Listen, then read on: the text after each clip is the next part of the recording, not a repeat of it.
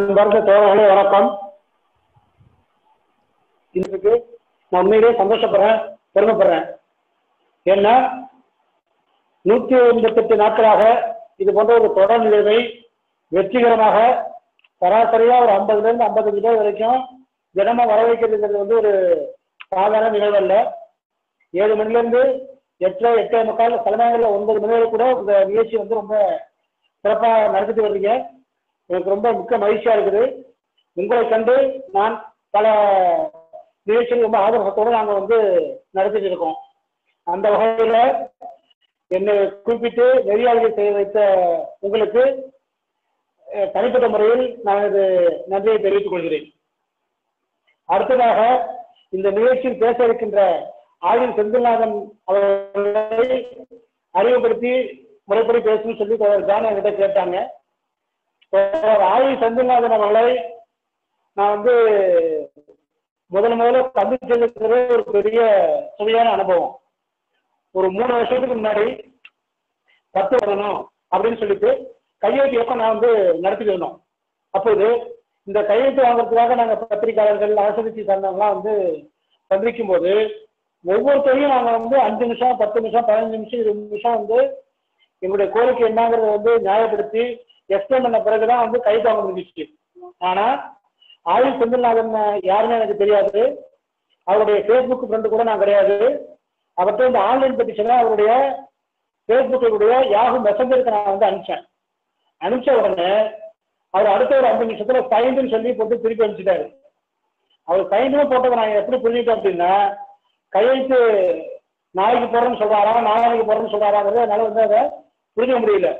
அதனால நான் திரும்ப கேட்டேன், ஐயா நீங்க வந்து கையெழுத்து போடணும் அப்படின்னு சொல்லி நான் திரும்ப கேட்டேன். திரும்ப அவர் வந்து சைன்டுன்னு சொல்லி கையெழுத்து போட்டாரு. திரும்ப அந்த பெட்டிஷனை ஓப்பன் பண்ண பிறகுதான் அவர் வந்து படித்த உடனே அவருடைய கோரிக்கையுடைய நியாயத்தை புரிஞ்சுக்கிட்டு உடனே கையெழுத்து போட்டாரு அப்படிங்கிற மாதிரி நான் தெரிஞ்சுக்கிட்டேன். இவ்வளவு விரைவா சிறுபான்மையில சிறையில் இருக்கக்கூடிய ஒரு கோரிக்கை ஒரு விஷயத்துல இவ்வளவு எளிதாக கைதுப்பட்ட ஆளுமையை அந்த காலகட்டத்தில் நான் யாரையுமே பார்க்கல. அந்த வகையில ஆயுள் செந்தில்நாதன் மீது அவரை யாருமே எனக்கு தெரியாமலே எனக்கு அவர் மிகப்பெரிய மதிப்புண்டு, காதல் உண்டு. அந்த வகையில் தான் மொழிக்கொள்கை சம்பந்தமாக கடந்த மாதம் உங்களுடைய சிந்தனை பேரவையில் ஆயுள் செந்தில்நாதன் அவர்கள் மிக தெளிவான ஒரு உரையை ஆட்சி சென்றார். ரொம்ப சிறப்பான உரை, மிகப்பெரிய சகலத்தை ஏற்படுத்திய உரை. அதனுடைய புரட்சியாகத்தான் இன்றைய மெய்நூறு நிகழ்ச்சியில் கூட ஏறக்குறைய அதே போட்டியை ஒட்டி நீங்கள் இந்த நிகழ்ச்சியை ஏற்பாடு செய்திருக்கிறீர்கள் என்று நான் கருதுகிறேன். ஆயுள் செந்தில்நாதனை பொறுத்தவரை எப்படி சட்டத்தின் முன் அனைவரும் சமமோ அதே போல சட்டத்தின் முன் அனைத்து மொழிகளும் சமம் என்ற கொள்கையுடையவர். அதற்காக கிளியர் என்ற ஒரு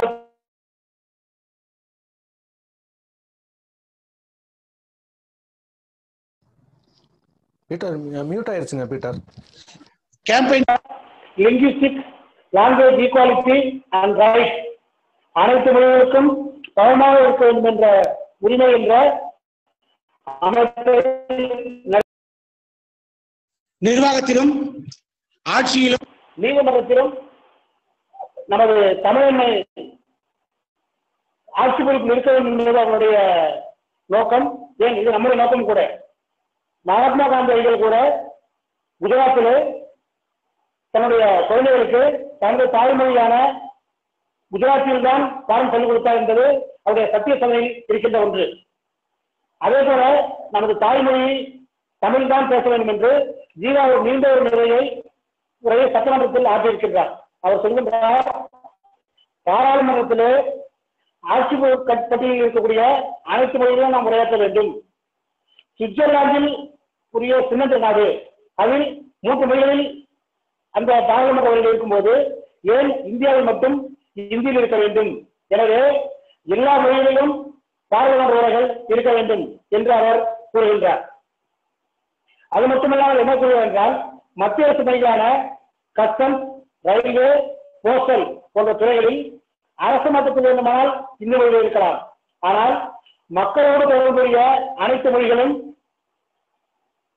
மக்கள் எந்தெந்த பிரதேசத்தில் போகிறார்களோ அந்தந்த பிரதேச மொழியில் தான் இருக்க வேண்டும் என்று அவர் சட்டசபையில் மிக ஆணித்தரமாக கட்சியுடைய சார்பாக எடுத்து வைக்கின்றார்.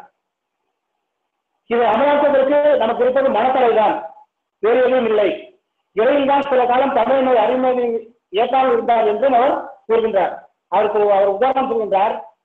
எப்படி மலை உச்சியில் இருந்து கரடுமுரடான கற்பாறைகளை உருட்டி கீழே வரும்போது காலப்போக்கில் அந்த கற்பாறைகள் உருண்டு நல்ல ஒரு தெளிவப்பட்ட கற்களாக மாறுமோ, அதே போல மொழியை தொடர்ச்சியாக பயன்படுத்தும் போது அந்த மொழிகளும் நமது லாபத்தை வரும் என்று அவர் கூறுகின்றார். ஆகவேதான் ஆட்சியிலும் சரி, கல்வியிலும் சரி, பயிற்சி மொழியாகவும் சரி, தமிழ் இருக்க வேண்டும் என்பது நம்முடைய கோரிக்கை. இது ஒரு ஜனநாயக கோரிக்கை. நான் ஜீவாக சொல்கிறார், ஆரம்ப கல்வியை நமது அரசு தருகிறது சுயராஜ்யம் கிடைத்த பிறகு. ஆகவே நாம் அதில் தமிழை கொடுக்கிறோம். உயர்நிலை பள்ளியில் நாம் தமிழை செலுத்துகிறோம். அதனுடைய தொடர்ச்சியாக கல்வியிலும் ஆய்வு மட்டங்களிலும் தமிழை நாம் செலுத்தர வேண்டும். நீதிமன்றத்தில் தான் வழக்கறிஞர் இருக்க வேண்டும். ஏனென்றால் மக்களாட்சி என்று சொன்னால் மக்களுடன் நெருங்கி பழகக்கூடிய, மக்களுடன் இருக்கக்கூடிய மொழியில் தான் இருக்க வேண்டும் என்று அவர் கூறுகின்றார். ஆகவேதான் அனைத்து மொழிகளும் சமமான மொழியாக இருக்க வேண்டும். சிறுபான்மையினரான மக்களும் அவர்களுக்கான மொழி உரிமையை நாம் அங்கீகரிக்க வேண்டும்.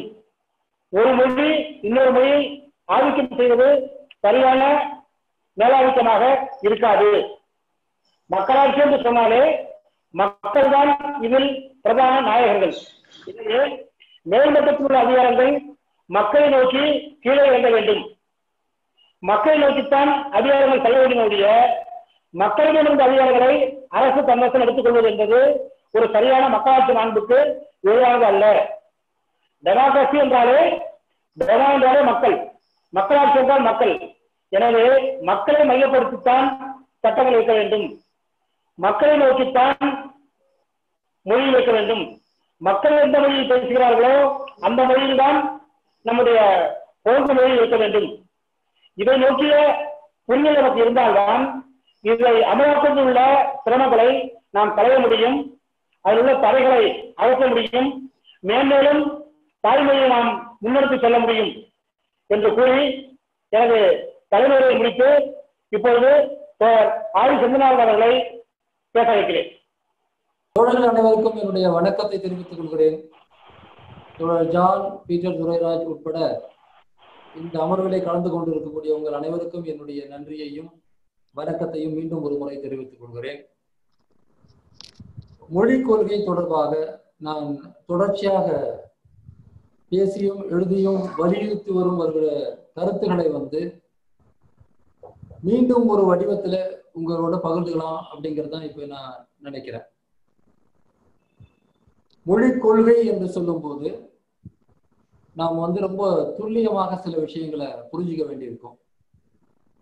மொழி தொடர்பான அரசியல், மொழி அரசியல் நம்ம சொல்றோம் இல்லையா, லாங்குவேஜ் பாலிடிக்ஸ், மொழி அரசியல் என்பது ஒன்று.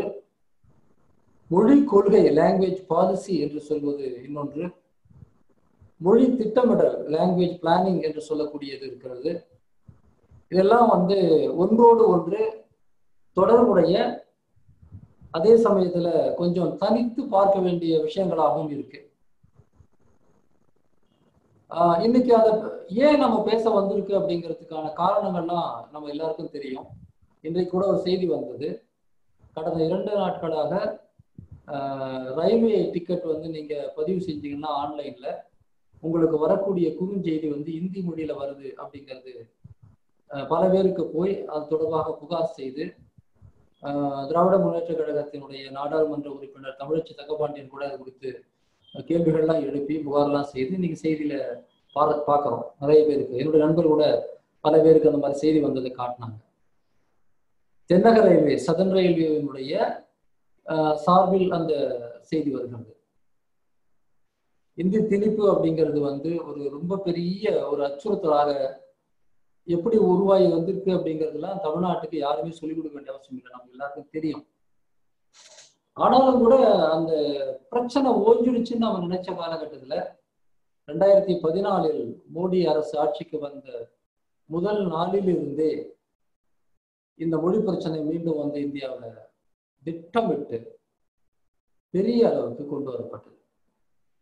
எப்படி ஒரு காலத்துல, இன்னைக்கும் கூட, ஒரு காலத்தில் தொடங்கி இன்றைக்கும் கூட இந்தியாவில் மக்களை மதங்களை வைத்து திட்டமிட்டு பிளவு செய்ய வேண்டும் என்கிற பணியில RSS, பாஜக, சங் பரிவார அமைப்புகள் தொடர்ந்து வேலை செய்கிறதோ, இன்னைக்கு அயோத்தி பாபர் மசூதி தீர்ப்பு வந்திருக்கு, தொடர்ச்சியா நம்ம பார்க்கிறோம். மக்களை பிளவுபடுத்தும் அந்த வேலையில அவங்க பெரிய வெற்றி பெற்றிருக்கிறாங்க. ஆனா இந்தி பேசும் பகுதியில உத்தரப்பிரதேசம், பீகார் போன்ற பகுதிகளில் இந்து முஸ்லிம் பிளவு என்பது அவங்களுக்கு மிக முக்கியமான ஆயுதமாக இருக்கு. அடுத்ததாக அவங்க எடுத்து செயல்படுத்துகிற இன்னொரு பிளவு வேலை தான் இந்த இந்தி பேசும் மக்களுக்கும் இந்தி பேசாத மக்களுக்கும் இடையிலான பிளவு வேலை. இந்து முஸ்லீம் அப்படின்னு பிளவு பண்ணா மட்டும் போதல அவங்களுக்கு. இந்தி பேசும் மக்கள், இந்தி பேசாத மக்கள் என்கிற அந்த ஏற்கனவே இருக்கக்கூடிய ஒரு வித்தியாசத்தை பிளவாக மாற்றி கொண்டிருக்கிறார். எனவேதான் சொல்கிறேன், இது திட்டமிட்ட செயல்பாடு. இந்தியாவினுடைய மொழி கொள்கை அப்படின்னா என்ன அப்படிங்கிறத புரிந்து கொள்வதற்கு நாம் அந்த மொழி அரசியலை புரிந்து கொள்ளாம செய்ய முடியாது. இப்ப இந்தியாவோட மொழி கொள்கை நம்ம எதை பேசுறோம்? இப்போ நம்ம இந்தியாவினுடைய ஆட்சி மொழி, இந்தியாவோட தேசிய மொழி இந்தி அப்படிலாம் சொல்றதெல்லாம் நம்ம கேட்கிறோம். இல்ல அது இந்தியாவோட தேசிய மொழி இல்லை அப்படின்லாம் பதில் சொல்றோம். ஆனா இந்தியாவின் ஆட்சி மொழின்னு ஒண்ணு இருக்கா அப்படின்ற கேள்விக்கு நாம ஒரு விடை தேட வேண்டிய ஒரு கட்டாயம் இருக்கிறது. பல சமயங்கள்ல மிக துல்லியமாக ஒரு விஷயத்தை புரிஞ்சுக்கணும்னா நமக்கே மயக்கம் ஏற்படும். நானே பல சமயங்கள்ல பேசும்போது இந்தியாவின் ஆட்சி மொழியாக ஆங்கிலமும் இந்தியும் இருக்கிறது அப்படின்னு நாம பேசியிருக்கோம். ஆனா உண்மை என்னன்னு பாத்தீங்கன்னா, இந்தியாவில ஒன்றிய அரசாங்கத்தின் அலுவல் மொழிகளாக ஆங்கிலமும் இந்தியும் இருக்கிறது. இந்தி முதன்மையாக இருக்கிறது. ஆங்கிலம் குறைந்த காலத்துக்கு இருக்கும் என்று சொன்னார்கள். பிறகு ஆங்கிலம் அதிலிருந்து அகற்றப்படக்கூடிய ஒரு காலகட்டத்துல தமிழ்நாடு போராடி, நம்ம இளைஞர்கள் மாணவர்கள் போராடி உயிர் நீத்து ஆங்கிலமும் நீடிக்கும் என்கிற நிலையை உருவாக்குனாங்க. ஆக நம்ம என்ன பார்க்க வேண்டியிருக்குன்னு சொன்னா, இந்தியாவில இந்தி என்பது, ஆங்கிலம் என்பது இந்தியாவினுடைய ஒன்றிய அரசின் 2 அலுவல் மொழிகள். 2 official languages of Union Government of India. அது இந்தியாவின் ஆட்சி மொழி அல்ல. இந்தியாவில் இன்னும் சில அரசுகள் இருக்கு, மாநில அரசுகள் இருக்கிறது. இந்தியாவில் வேறு களங்கள் இருக்கின்றன, அரசு நிறுவனங்கள் இருக்கிறது என்று சொன்னால் தனியார் நிறுவனங்களும் இருக்கின்றன. அரசுக்கு இடையிலான தொடர்புங்கிறது வேற, அரசுக்கும் மக்களுக்கும் இடையிலான தொடர்புங்கிறது வேற. ஆக இந்தியாவுக்குன்னு ஒற்றை ஆட்சி மொழிலாம் ஒண்ணும் கிடையாது. தமிழ்நாட்டுல தமிழ் ஆட்சி மொழி, கர்நாடகத்துல கன்னடம் ஆட்சி மொழி. இந்தியாவில ஒன்றிய அரசுக்கு மட்டும்தான் இந்தியும் ஆங்கிலமும் ஆட்சி மொழிகள். ஆனா அதே ஒன்றிய அரசு கூட மக்களோடு அந்த 2 மொழியில தான் உறவாடணும்னு எந்த சட்டமும் கிடையாது. ஒரு ஒன்றிய அரசு மாநில அரசுக்கு எந்த மொழியிலே தகவல் தொடர்பை மேற்கொள்ள வேண்டும் என்பதற்கு ஆட்சி மொழி விதிகள் இருக்கின்றன. அதுல ABC மாநிலங்கள் பிரித்து தரப்பட்டிருக்கின்றன. டெல்லியில இருக்கக்கூடிய ஒரு மத்திய அரசு அலுவலகம் உத்தரப்பிரதேசத்தோடு இந்தியில தொடர்பு கொள்ள முடியும் என்றால் தமிழ்நாட்டோடு அது ஆங்கிலத்தில் தான் தொடர்பு கொள்ள முடியும் என்று சட்டம் இருக்கிறது. அது கூட அரசுக்கு இடையிலான சட்டம். அல்லது ஒரு அரசு நிறுவனம் தனக்கான தகவல் தொடர்பை, தனக்கான கடிதங்களை, தனக்கான ஆவணங்களை எந்த மொழியிலே பதிவு செய்வது என்பதற்கு அலுவல் மொழி சட்டம் வழி சொல்கிறது. ஆனால் ஒரு ரயில்வே நிறுவனம் தன்னுடைய நுகர்வோருக்கு இந்தியிலோ அல்லது ஆங்கிலத்திலோ தான் அனுப்ப வேண்டும் என்று எந்த சட்டமும் கிடையாது. அப்படி மீறி ஆங்கிலமும் இந்தியும் தான் இருக்கிறது என்று நீங்கள் சொன்னாலும் கூட 1976ஆம் ஆண்டு வெளியிடப்பட்ட இந்திய அலுவல் மொழி விதிகள் என்கின்ற ஒரு ஆவணத்தின் அடிப்படையில் அது தமிழ்நாட்டுக்கு பொருந்தாது என்று சட்டமே சொல்றது. ஒரு ஆவணம் இருக்கிறது, அபிஷியல் லாங்குவேஜஸ் ரூல்ஸ் என்ன ஒரு ஆவணம். 1976ல அதை புதுப்பித்தாங்க. அப்போ அந்த ஆவணத்துல தெளிவா என்ன சொல்றாங்கன்னா, இந்த ரூல்ஸ், இந்த அபிஷியல் லாங்குவேஜ் ரூல்ஸ் இருக்கு இல்லைங்களா, இந்த rules will apply to the whole of India except the state of Tamil Nadu என்று தெளிவாக தொடக்கத்திலே குறிப்பிட்டிருக்கிறார்கள். இந்த அலுவல் மொழி விதிகள் இந்தியா முழுமைக்கும் பொருந்தும், தமிழ்நாடு நீங்களாக. அப்படின்னா என்ன அர்த்தம்? நீங்க இன்னைக்கு வெளியே போய் பார்க்கும்போது எந்த வங்கி பலகையிலாவது இந்தி இருந்தால், எந்த மைல் கல்லிலாவது இந்தி இருந்தால், எந்த ஒரு ரயில்வே ஸ்டேஷன்ல இல்ல போஸ்ட் ஆபீஸ்ல இந்தி இருந்தால் அது சட்டத்துக்கு விரோதம் அர்த்தம். ஏன்னா அந்த மும்மொழி திட்டம் கூட இந்த அபிஷியல் லாங்குவேஜ் ஸ்கூல்ஸ் படி தமிழ்நாட்டுக்கு பொருந்தாது என்றுதான் சட்டம் சொல்றது. இந்த நிலையில நம்ம இவ்வளவு கூத்துக்களையும் பார்த்துட்டு இருக்கோம். ஆக இந்த மொழி கொள்கைங்கிறது இந்தியாவில் சமத்துவத்தின் அடிப்படையில் அமைக்கப்படலைங்கிறது மட்டும் இல்லை, அது உருவாக்கப்பட்ட போது மற்ற மொழிகளுக்கு தரப்பட்ட சின்ன சின்ன சின்ன சின்ன அந்த சலுகைகள் கூட பறிக்கப்பட்டு இந்தி மட்டுமே என்கிற நிலைக்கு வந்து அதற்கும் ஒரு காலத்துல தமிழ்நாடு போராடியது. இன்னைக்கு இந்தியாவில் நான் தொடர்ச்சியாக பேசி வருகிறேன், எழுதி வருகிறேன், நீங்க பார்த்திருப்பீங்க, செய்திகளில் பார்த்திருப்பீங்க. நான் சொல்றது முக்கியம் கிடையாது, செய்திகள்ல பார்த்திருப்பீங்க. கடந்த இந்த முடிந்த செப்டம்பர் மாதம் கூட கர்நாடகத்துல கடந்த எந்த ஆண்டிலும் இல்லாத அளவுக்கு இந்திக்கு எதிரான போராட்டம், எதிர்ப்பு உணர்வுங்கிறது இந்த செப்டம்பர் மாதம் வெளிப்பட்டது. நான் ஒவ்வொரு செப்டம்பர் மாதத்திலையும் இந்தி திவஸ் என்ற ஒரு இந்தி நாள் என்று ஒன்றை கொண்டாடுவார்கள் மத்திய அரசு அலுவலகங்கள்ல. அதற்கு எதிராக கர்நாடகத்தை பொறுத்தவரையில ஆளுங்கட்சியினர் உட்பட, பாஜகவினர் உட்பட இந்திக்கு எதிராக கர்நாடகத்துல மிக கடுமையாக பிரச்சாரங்கள் நடத்தினாங்க. இணையத்துல, வெளியில, பத்திரிகைகள்ல, ஊடகங்கள்ல எல்லாம் அது நடந்தது. நீங்க ஓரளவுக்கு உற்று கவனித்திருந்தா கூட இதெல்லாம் நீங்க பார்த்திருக்கலாம். எங்களுக்கும் இருமொழி கொள்கைதான் வேண்டும் என்று அங்க எல்லாரும் பேசுறாங்க. தொடர்ச்சியாக ஜேடிஎஸ் தலைவர், முன்னாள் முதல்வர் குமாரசாமி பேசிட்டு இருக்கிறார். இதுதான் பஞ்சாப்ல இருக்கிறது, பெங்கால்ல இருக்கு, மகாராஷ்டிராவில் இருக்கு, ஒரிசாவில் இருக்கு, பல மாநிலங்கள்ல நீங்க இந்தி எதிர்ப்பு உணர்வு அப்படிங்கிறது இன்னைக்கு இந்தியா முழுக்க இந்தி பேசாத மாநிலங்கள்ல இருக்கிறது. இந்தி பேசும் மாநிலங்களில் கூட அந்த மண்ணின் பூர்வ மொழிகளான போஜ்புரி, அங்கிகா, வஜ்ஜிகா, புந்தேலி போன்ற மொழிகளை சேர்ந்தவங்க போராடுறாங்க. இதெல்லாம் நிறைய நம்ம பேசிட்டோம். அப்ப ஏன் இந்தியாவில் மொழிக் கொள்கை அப்படி இருக்கு? இதைதான் நான் கலை இலக்கிய பெருமன்றத்தினுடைய தோழர்கள் மத்தியில நான் முன்வைக்க விரும்புற ஒரு கருத்து என்னன்னா, நீங்க எல்லாம் ஒரு அடிப்படையில ஒரு இடதுசாரி சிந்தனையில வந்திருப்பீங்க, ஒரு மார்க்சிய சிந்தனை மரபுல வந்திருப்பீங்க. தமிழ்நாட்டை பொறுத்தவரையில இந்திய கம்யூனிஸ்ட் கட்சி தொடக்கத்திலிருந்தே மொழி பிரச்சனையில ஒரு தெளிவான நிலைப்பாடு எடுத்த ஒரு கட்சி. மொழி போராட்டமாக இருந்தாலும் சரி, மொழி தொடர்பான செயல்பாடுகளாக இருந்தாலும் சரி, நமது ஜீவாவில இருந்து எல்லாருமே அதுல மிக முக்கியமான செயல்பாடுகளை கொண்டவர்கள். எனவே நான் உங்களுக்கு அந்த முக்கியத்துவத்தை விளக்க வேண்டிய அவசியமே கிடையாது, உங்களுக்கு எல்லாம் தெரியும் அது. ஆனா நான் இங்க பதிவு செய்ய விரும்புகிற ஒரு கருத்து என்னன்னா, இந்தியாவினுடைய மொழிக் கொள்கை எதன் அடிப்படையில் உருவாக்கப்பட்டிருக்கு இதை நம்ம பார்க்கணும். அதாவது ஒரு நாட்டில் அரசாங்கம் சாராத அமைப்புகள், கல்வி, சமூக வெளி, ஊடகங்கள், அறிவு சார்ந்த துறைகள், இப்படி பல துறைகள்ல மொழிகளை எப்படி பயன்படுத்தணும், எந்த மொழியை எப்படி பயன்படுத்தணும் என்பதுதான் மொழிக் கொள்கை, லாங்குவேஜ் பாலிசி. இந்தியாவில் இந்திய அரசாங்கம் என்ன சொல்கிறது? இந்திய அரசியல் சாசனப்படி இந்தியும் ஆங்கிலமும் இந்திய ஒன்றிய அரசாங்கத்தின் 2 அலுவல் மொழிகள், அவ்வளவுதான். அது இந்தியாவின் ஆட்சி மொழிலாம் கிடையாது, ஒன்றிய அரசாங்கத்தின் அலுவல் மொழி. அதே போல தமிழ்நாட்டின் மாநில அரசாங்கம், ஸ்டேட் கவர்மெண்ட்டுக்கு அலுவல் மொழி இருக்கிறது. ஒரு குறிப்பிட்ட பகுதியிலே 15% மேற்பட்டவர்கள் வேறு மொழி பேசினால் அந்த மொழி பேசக்கூடிய இடத்துல அந்த மொழியில மக்களோடு அந்த மொழியில தொடர்பு கொள்ள வேண்டும் என்று தமிழ்நாட்டில் சட்டம் இருக்கிறது. ஓசூர்ல போனீங்கன்னா தெலுங்கு மொழி பயன்படுத்துவாங்க. இதே போல சில இடங்கள்ல கன்னடம், தெலுங்கு, மலையாளம், உருது போன்ற மொழிகளை மக்கள் தொகையின் அடிப்படையில சில இடங்களை பயன்படுத்துவாங்க. அதுவும் மொழிக் கொள்கை தான். ஆக ஒரு அரசாங்கம் தன்னுடைய செயல்பாட்டுக்காகவும் மக்களோடு கொள்ளக்கூடிய உறவுக்காகவும் மொழிக் கொள்கைகளை உருவாக்குறாங்க.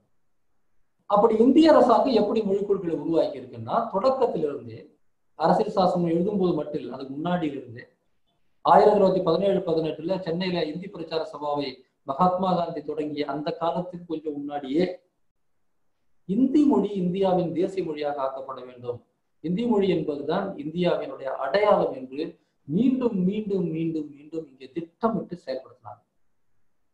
அதனுடைய விளைவுதான் இது. மகாத்மா காந்தி தொடங்கி கோட்சேவின் கட்சி வரை இந்த பிரச்சனையில ஒரே மாதிரிதான் இருந்தாங்க. இந்தியாவில் மொழிக் கொள்கையில ஒரு மிக முக்கியமான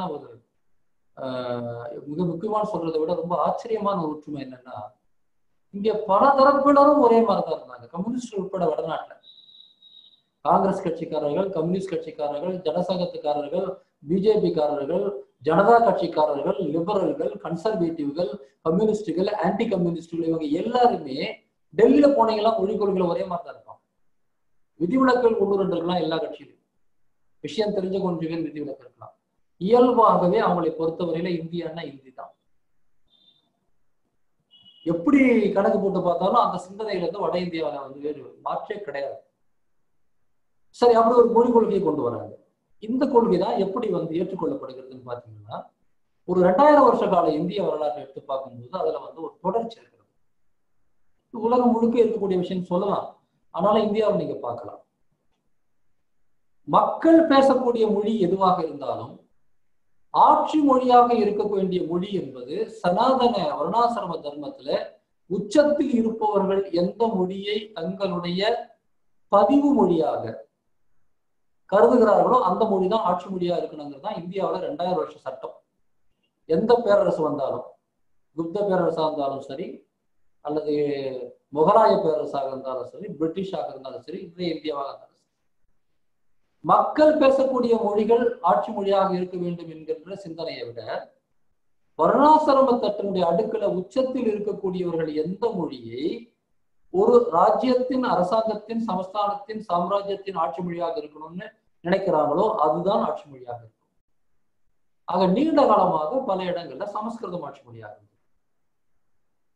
அப்ப பிராகிருதம் பயன்படுத்தலையா, மற்ற மொழிகள் பயன்படுத்தலையா? பயன்படுத்தினாங்க, அது கொஞ்சம் ஓரளவுக்கு. ஆனா அது வந்து மக்களால் பேசப்படக்கூடிய மொழியா கூட சமஸ்கிருதம் இருக்கணும்னு அவசியம் இல்லை. அறிவையும் அரசியல் அதிகார செயல்பாடுகளையும் பதிவு செய்வதற்கான மொழியாக சமஸ்கிருதம் இருக்கிறது. சமஸ்கிருதம் அதற்காகத்தான் உருவாக்கப்பட்டது. அது வந்து ஒரு லாங்குவேஜ் ஆஃப் ரெஜிஸ்டர், பதிவுக்கான மொழி, அதிகாரத்துக்கான மொழி, அறிவை பதிவு செய்வதற்கான மொழி. எல்லாருக்கும் போய் சேரக்கூடாது அறிவு, ஒரு குறிப்பிட்ட வர்க்கத்துக்கு மட்டும்தான் இருக்கணும்னா அவர்கள் மட்டுமே படிக்கக்கூடிய மொழியில தான் இருக்கணும். அப்படி உருவாக்கப்பட்ட ஒரு மொழிக் கொள்கை நீண்ட காலமாக இந்தியாவில். ஆக இந்த இந்துக்கள் அல்லது வர்ணாசிரமவாதிகளுக்கு மாறாக முஸ்லிம்கள் ஆட்சிகள் வந்தது அந்த காலத்துல என்ன இருந்ததுன்னா, அங்கேயும் கிட்டத்தட்ட இதே லாஜிக் தான். வட இந்தியா முழுக்க வந்து முகலாய பேரரசு ஆட்சியில் இருந்த சமயத்துல பாரசீகத்துக்கு தான் அந்த ஆட்சி மொழி அந்தஸ்து தரப்பட்டது. பாரசீகம் என்பது மறுபடியும் வந்து அந்த மேட்டுக்குடி, முகலாய மேட்டுக்குடி மக்களுடைய மொழி.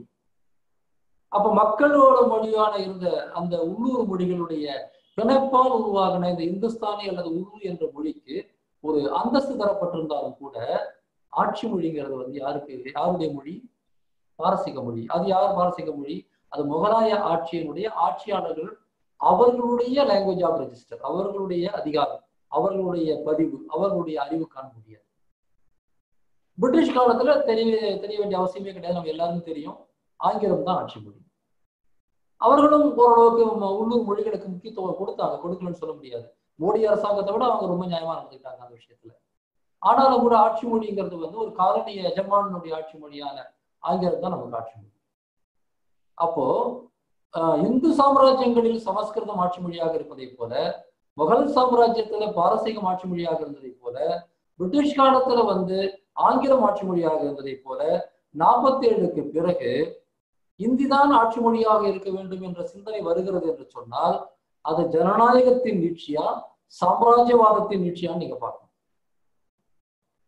அரசியல் நிர்ணய சபையில் நடந்த விவாதங்கள்ல இருந்து அதுக்கு வெளியே நடந்த விவாதங்கள்ல வச்சு பார்த்தீங்கன்னா 1947க்கு பிறகு உருவான அரசாங்கம் என்பது ஒரு நவீன இந்து பேரரசாக இருக்க வேண்டும் என்று நினைத்தவர்கள் கையில் கிடைத்த அரசாங்கம், அவர்கள் அதிகாரம் தான். எனவே அந்த இடத்துல இந்தியாவில் கூடிய அனைத்து மொழிகளும் சமம், இந்தியாவில் இருக்கிற எல்லாருக்கும் வந்து ஆட்சி மொழி அந்தஸ்து தரணுன்ற முடிவுக்கு எடுப்பதற்கு பதிலாக ஒரு சித்தாந்தம் அல்லது ஒரு குறிப்பிட்ட மொழியை ஆட்சி மொழியாக ஆக்க வேண்டும் என்கிற சிந்தனை ஏன் காந்தி, நேரு, அம்பேத்கர் அதை உட்பட இந்த பக்கம் கம்யூனிஸ்டுகள் அந்த பக்கம் பல பேருக்கு விதிவிலக்குகள் இருக்கலாம், தயவு செய்து தப்பா எடுத்துக்காதீங்க, விதிவிலக்குகள் இருக்கலாம். ஆனா பெரும்பான்மையானவர் ஒரே மாதிரி ஏன் சிந்திச்சாங்கன்னா அவர்கள் இந்தியாவை கங்கை சமவெளியில இருக்கக்கூடிய இந்துஸ்தானாக மட்டுமே பார்த்தார்கள். இந்துஸ்தான் என்பதை அங்கே இருக்கக்கூடிய வர்ணாசிரம தட்டினுடைய உயர் வகுப்பினராக இருக்கக்கூடிய மக்கள் இருக்கிறாங்களே அவங்களுடைய நலன் அல்லது அவங்களுடைய இயல்பு, அவங்களுடைய விருப்பத்தின் அடிப்படையில் தான் பார்த்தாங்க. அப்படி பார்க்கும்போது சமஸ்கிருதமயமாக்கப்பட்ட இந்தி தான் அந்த இடத்துக்கு அவங்க முன்வைக்கிறாங்க. ஏற்கனவே இருந்த பாரசீக மொழி ஆட்சி காலத்திலேயே மக்கள் மொழியாக ஓரளவு உருவாகி இருந்த இந்துஸ்தானியை கூட வேண்டாம் என்று சொல்லி அதாவது இந்தியாவினுடைய வட மாநிலங்களில் பேசப்படக்கூடிய பல்வேறு மொழிகளின் கூறுகளையும் பாரசீகத்தின் கூறுகளையும் கலந்திருந்து அந்த இந்துஸ்தானி என்கிற உருது, அந்த உருது கூட வேண்டாம், சமஸ்கிருதமயமாக்கப்பட்ட இந்தி வேண்டும் என்று முடிவெடுத்த அந்த ஒரு இயக்கம் வட இந்தியாவில் 100 வருஷம் நடக்குது. 1857 முதல் சிப்பாய் கழகம் நடந்தது இல்லைங்களா? அந்த கழகத்துக்கு பிறகுதான் இன்றைய உத்தரப்பிரதேச பகுதிகள்லாம் பிரிட்டிஷ்க்கு நேரடியாக ஆட்சிக்கு வருது. அந்த காலத்திலிருந்தே அவர்கள் திட்டமிட்டு உருவாக்கியது இந்துஸ்தானிக்கு உருதுக்கு எதிராக இந்து உயர்ஜாதிக்காரர்களுடைய ஒரு மொழி ஆட்சி மொழியாக ஆக்கப்படணுங்கிற உணர்வு 1860களுக்கு பிறகு உருவாகுது. 1890களுக்கு பிறகுதான் அந்த சமஸ்கிருதமயமாக்கப்பட்ட இந்திக்கான அடிப்படைகளே போடப்படுகின்றன. அந்த இந்தியைத்தான் தலைமையில் சுமந்து காந்தியோ மற்றவர்களோ 1910, 20, 30களில் இந்தியா முழுக்க கொண்டு வந்தாங்க. அதுக்கு எதிராக தான் 1938 தமிழ்நாட்டில் தந்தை பெரியார் தலைமையில் நடந்த அந்த மிகப்பெரிய முதல் மொழி போராட்டம் நடந்தது. இது வரலாறு. ஆக இந்த சமஸ்கிருதமயமாக்கப்பட்ட இந்தி என்கின்ற அந்த இந்தி அப்படிங்கிறது காங்கிரஸ் கட்சி, அதன் பிறகு இந்துத்துவ கட்சிகள், அன்னைக்கு முதல்ல இந்து மகாசபை, அப்புறம் ஜனசங்கம், RSS, பிஜேபி எல்லாம் கொண்டு வராங்க. ஆக இந்தியாவில் மொழிக் கொள்கையினுடைய அஸ்திவாரம் என்னன்னா, மக்களுக்கான மொழிக் கொள்கை என்று கிடையாது. ஆட்சியாளர்களிலே யார் ஆளும் வர்க்கமாக இருக்க வேண்டுமோ அவர்களுடைய நலனுக்கான மொழிக் கொள்கை தான் தேவை என்பதுதான் அந்த அந்த தர்க்கம். இங்க ஒரு விஷயத்தை நான் உங்களுக்கு நினைவுபடுத்த விரும்புறேன். சர்தார் வல்லபாய் பட்டேல், மகாத்மா காந்தி தொடங்கி அமித்ஷா, மோடி வரையில இந்தியாவில் இந்தி மொழி திணிப்புல மிக அதிக ஆர்வம் காட்டுபவர்கள் பீகாரிகளோ அல்லது ஹரியானாக்காரர்களோ கிடையாது, குஜராத்திகள் தான். வரலாறு எடுத்து பாத்தீங்கன்னா இங்க புரிஞ்சுக்கலாம். குஜராத்திகள் தான் இந்தி திணிப்புல இந்தியாவில் மிக அதிக ஆர்வம் காட்டுகிறார்கள். உத்தரப்பிரதேசம் இருக்கிறவனுக்கு அது இயல்பானது, புரிஞ்சிக்க முடியுது. ஆனா ஏன் குஜராத்திகளுக்கு அது இருக்கு? ஏன் காந்தியில இருந்து பட்டேல் இருந்து இன்னைக்கு மோடி, அமித்ஷா அத்தனை பேரும், இடையில மொரார்ஜி தேசாய் அவர் உட்பட எல்லாருமே ஏன் அதுல அதிகமான ஒரு ஆர்வம் காட்டினாங்க அப்படின்னா, அவர்களுடைய பனியா ஏகாதிபத்தியத்துக்கு இந்தி தான் மொழி, இந்தி தான் அவர்களுடைய வணிக மொழி. அவங்களுக்குள்ள இல்லை, இந்தியா முழுக்க அவர்கள் உருவாக்கக்கூடிய வணிக நெட்வொர்க்குக்கு தேவையான மொழி இந்தி தான். இந்திய பனியா ஏகாதிபத்தியத்தினுடைய ஆட்சி மொழி இந்தி தான். கிழக்கிந்திய கம்பெனிக்கு ஆங்கிலம் தான் ஆட்சி மொழியாக இருக்கும் என்பதை போல இந்திய பனியா வர்க்கத்தின் ஆட்சி மொழியாக இந்தி தான். அவங்க தங்களுக்குள்ள குஜராத்தியோ, மார்வாரியோ, மேவாரியோ, ராஜஸ்தானியோ பேசினாலும் கூட அவர்கள் அதுக்கு தான் செலவு பண்றாங்க. ஆனால் இந்தியா முழுக்க இந்தி பிரச்சார சபாக்கள் என்பது அடிப்படையில் குஜராத்திகளால் நடத்தப்படக்கூடிய ஒரு முயற்சி.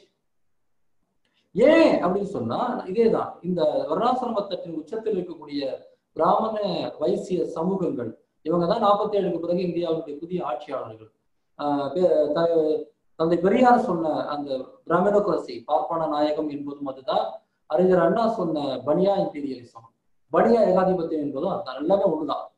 சோ இவர்களுக்கான ஆட்சி மொழிங்கிறது என்னவாக இருக்கிறதுன்னு சொன்னா, இங்க சமஸ்கிருதமயமாக்கப்பட்ட இன்னைக்கு அது எந்த அளவுக்கு வந்திருக்குன்னா, சமீபத்துல ஒரு வாரத்துக்கு முன்னாடி உத்தரப்பிரதேசத்துல யோகி அரசாங்கம் சமஸ்கிருதத்துல பிரஸ் ரிலீஸ் வெளியிட்டு இருக்கிறாங்க. பத்திரிகை செய்தி எவன் பப்ளிஷ் பண்ண போறோம்னு நமக்கு தெரியல. பத்திரிகை செய்தி சமஸ்கிருதத்தில் வெளியிட்டு இருக்கிறாங்க. பாரசத்தை பொறுத்தவரையில இந்த இந்தி கூட ஒரு இடைக்கால ஏற்பாடு தான். சமஸ்கிருதம் இந்தியாவின் ஆட்சி மொழியாக்கப்பட வேண்டும்.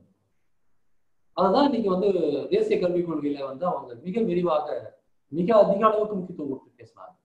அதனுடைய முதல் வரைவு வந்த போது இந்தி இந்தியாவில கட்டாயப்படுத்தப்பட வேண்டும் என்று வந்தது. நாமெல்லாம் எதிர்த்தோம் இந்தி திணிப்புக்கு எதிராக.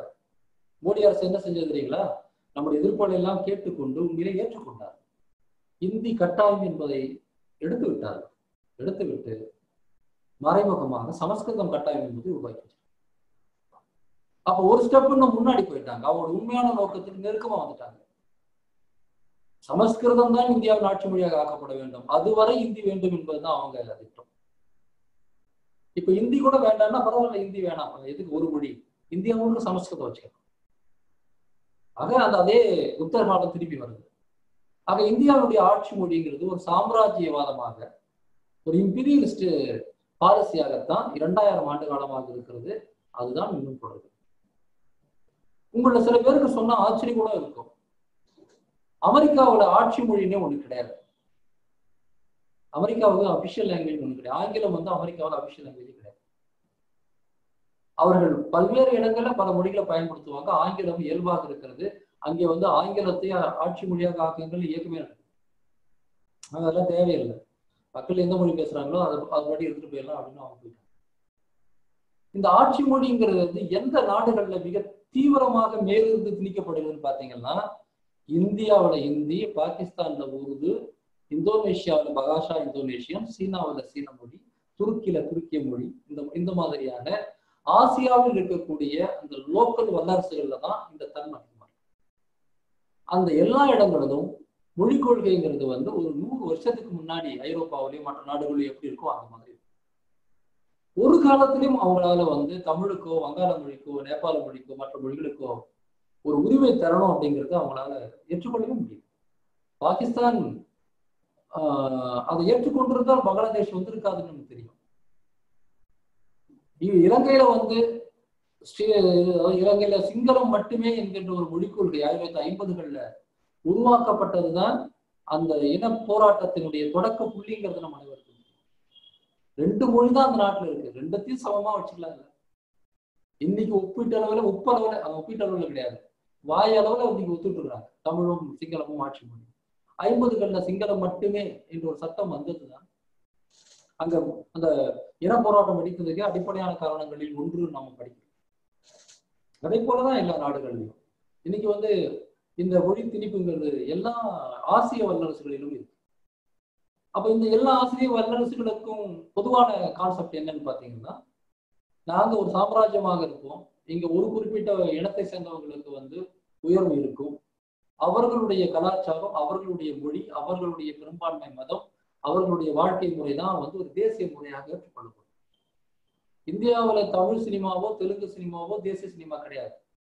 இந்தி சினிமா தான் தேசிய சினிமா. இந்தி சினிமா பற்றி பேசும்போது தான் நேஷனல் சினிமா, நேஷனல் பிலிம்ஸ். அப்ப தமிழ்லாம் என்ன ஆன்டி நேஷனலா இல்ல அன்நேஷனலா? ஏன் நேஷனல் அவார்டு அப்படிங்கிறது, நேஷனல் பிலிம் அப்படிங்கிறது எப்பவுமே வந்து இந்திக்கு மட்டும்?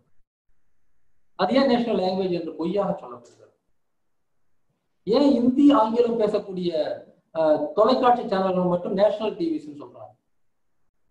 அப்ப வந்து தெலுங்குலயோ தமிழ்லயோ இருக்கிறது வந்து ஆன்டி நேஷனலா? இல்ல ரீஜனல் சொன்னா அது என்ன ரீஜனல்? தமிழ் சர்வதேச அளவுல பேசப்படுகிறது, நான் ரீஜனல் இந்தியாவில் மட்டும் பேசக்கூடிய ஹிந்தி வந்து நேஷனலா?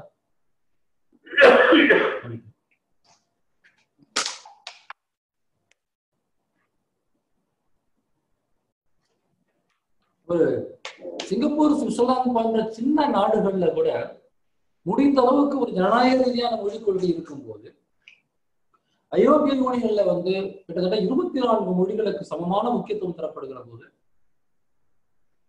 இந்தியாவில் மட்டும் ஏன் இவ்வளவு முக்கியமான மொழிகள் வந்து புறக்கணிக்கப்படுகிறதுன்னா இந்த இந்த சாம்ராஜ்யவாத மனங்களை தான் காரணம், இந்த வருணாசிரம மனங்களை தான் காரணம்.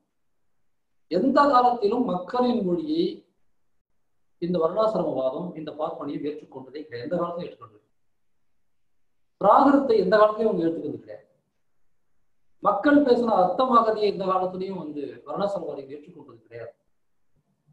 இன்னும் சொல்ல போனா கடந்த 100 ஆண்டுகள்ல வட இந்தியாவில பிரஜ் பாஷா, அங்கிகா, அவதி, போஜ்புரி, வஜ்ஜிகா, மகதி, மகஹி, கார்வாலி, கோமானி, பஹேலி, புந்தேலி, மேவாரி, மார்வாரி, இன்னும் நிறைய மொழி, கிட்டத்தட்ட 40-50 மொழிகளை முழுமையாக கொன்று குவித்து அந்த இடத்துல இந்த சமஸ்கிருதமயமாக்கப்பட்ட இந்தி தான் ஆட்சி மொழி என்று பொய்ய சொல்லி, இப்போ இன்னும் கொஞ்ச நாள் அந்த சமஸ்கிருதமயமாக்கப்பட்ட இந்தியையும் முடித்து விட்டு அந்த இடத்துல சமஸ்கிருதத்தை மட்டும் கொண்டு வந்து நிறுத்தக்கூடிய ஒரு ஒரு மொழி இனப்படுகொலை ஒன்றை வட இந்தியா முழுக்க வெற்றிகரமாக நடத்தி முடித்து விட்டார்கள். அவை ஓரளவுக்கு மகாராஷ்டிராவிலும், பெங்காலிலையும், ஒரிசாவிலையும், பஞ்சாபிலையும் நடத்தி ஓரளவுக்கு வெற்றியும் பெற்றிருக்கிறார்கள். இன்று அந்த மாநிலங்களில் இருக்கக்கூடிய இளைஞர்களுக்கு இந்தி தெரியும், ஆங்கிலம் கொஞ்சம் தெரியும், தாய்மொழி கிட்டத்தட்ட தெரியாது. அவர்கள் பாடுகிற பாடல்கள் இந்தி பாட்டு. அவங்களுடைய பொது வாழ்க்கையில அவங்க போகக்கூடிய எல்லா இடங்களிலும் ஹிந்தி தான் இருக்கு. அவங்களுடைய கலாச்சாரம் ஹிந்தி கலாச்சாரமாக மாற்றப்பட்டிருக்கு. அவங்களுடைய அரசுக்கும் அவங்களுக்கும் இடையிலான எல்லா தொடர்பும் ஹிந்தியில தான் இருக்கு. அவங்க மொபைல் போன்ல வரக்கூடிய எல்லா அரசு அல்லது தனியார் நிறுவன உரையாடல்கள் எல்லாம் ஹிந்திலையும் அல்லது ஆங்கிலத்திலையும் தான் இருக்கு.